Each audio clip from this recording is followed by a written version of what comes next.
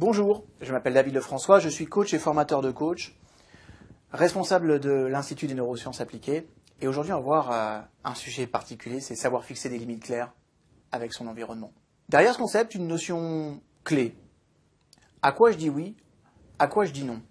Trop souvent, nous n'osons pas nous positionner, nous n'osons pas dire les choses, et du coup, on va faire des choses qui ne nous conviennent pas, et avec un risque, c'est qu'à terme, on puisse le reprocher aux personnes, parce qu'on a le sentiment qu'on nous les a imposées. Mais à la base, le problème était que je n'avais pas fixé de limites claires. En tout cas, il y a une chose qui est très importante. Dans la vie, il vaut mieux se définir que se défendre.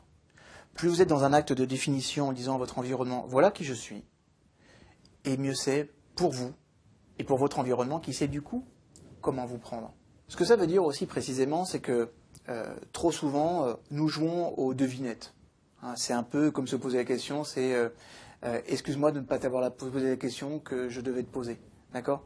Ce que je veux dire par là, c'est qu'on a vraiment le sentiment parfois que les gens savent exactement qui nous sommes et comment nous fonctionnons. Mais la plupart du temps, ils le découvrent au quotidien avec nous, et c'est souvent ce qui pose problème. Donc fixer des limites claires, c'est dire à quoi je dis oui dans ma vie, quels sont les comportements, les attitudes que j'accepte, et quels sont les comportements et attitudes que je n'accepte pas, ou le mode de fonctionnement, ou le type de conversation. Trop souvent, il y a des personnes autour de nous qui ont un type de conversation qui ne nous convient pas. Moralité, on n'ose pas dire les choses, et à un moment donné, les choses montent dans les tours, et on a accumulé, on s'énerve.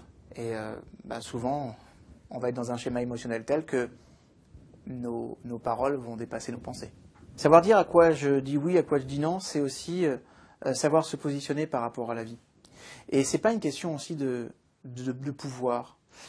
Beaucoup de personnes me disent, fixer des limites claires, c'est pas facile avec son patron.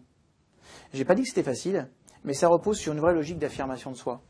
Et plus vous allez vous définir, et moins vous allez vous défendre. Ça aussi, c'est vrai. Donc, s'il y a des choses que vous n'acceptez pas, autant le dire. Je vous invite à le dire aussi avec un message « je ».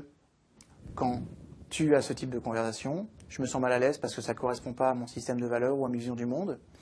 Et ce que je te demande à l'avenir, s'il te plaît, c'est de ne pas avoir ce type de conversation avec moi. J'aime cette stratégie qui consiste à fixer des limites claires avec son environnement parce que si on a l'intelligence de le faire le plus tôt possible dans une relation, on a vraiment toutes les bases qui sont données, les règles du jeu qui sont données pour avoir une relation qui est saine.